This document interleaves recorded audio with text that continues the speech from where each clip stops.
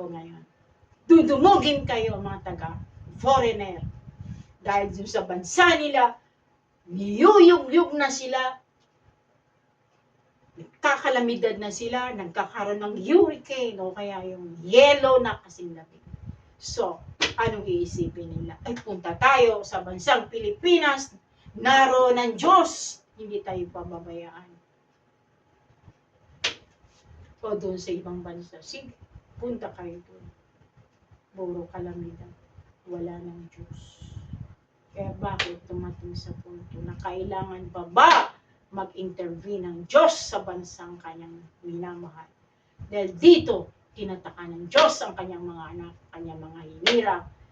Kailanman hindi mabibigo ang Diyos. Bigo siya sa kanyang mga tinakan, tinatakan, binasbasan sa Espiritu. Subalit kailanman hindi magtatagumpay ang Diyos. Hindi magtatagumpay ang tao. Diyos pa rin. Because this is the only country na more on Catholic na naniniwala sa mahal na Biblia. Kaya kayo, mga Marian, Marian warrior, marating na ninyo.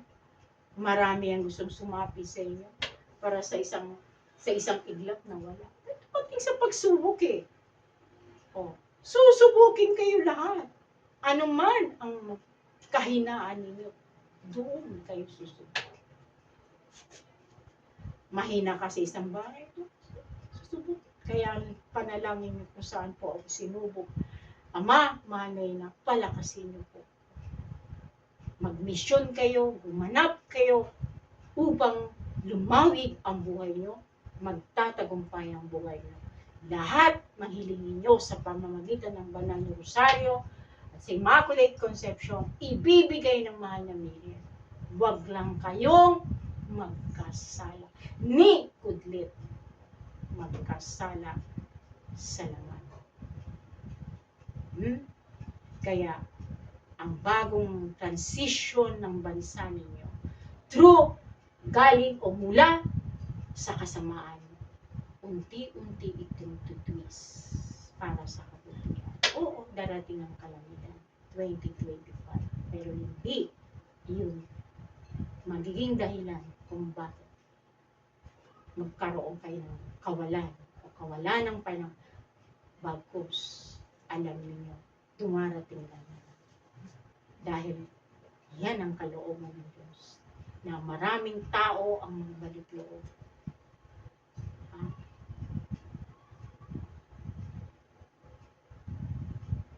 Kaya nga, inihanda ko ang Sitio Iban sa Antipolo. Doon kayo maninirahan ng ilang araw lang. Babaha dito sa inyo, Metro Manila.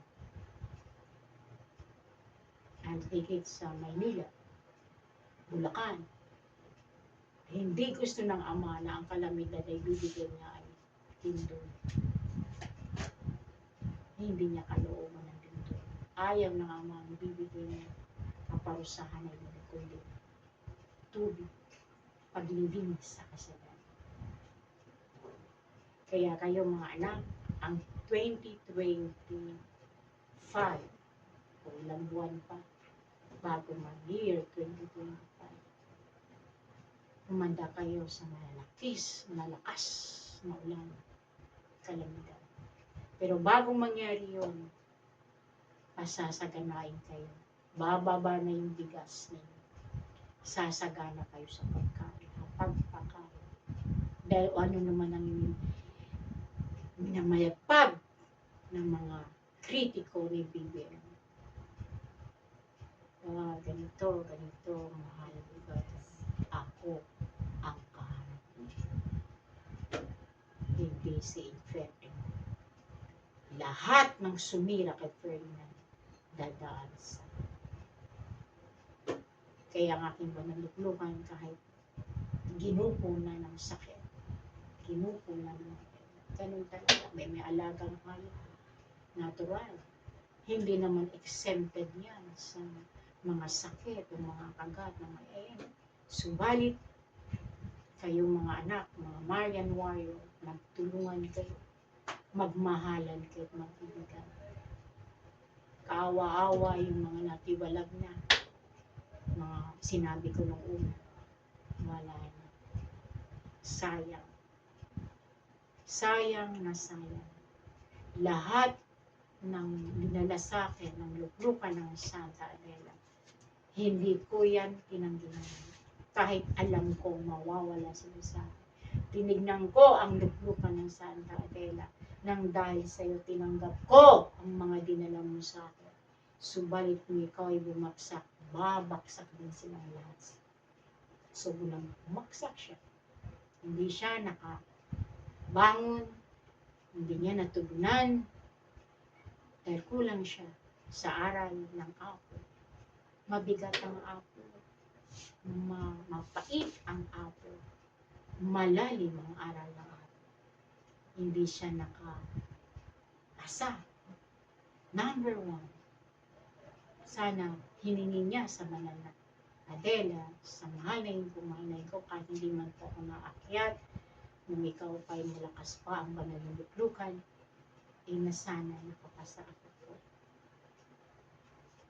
Dahil ang apo ay sila na nga ang magiging tuwang ng Malacanang.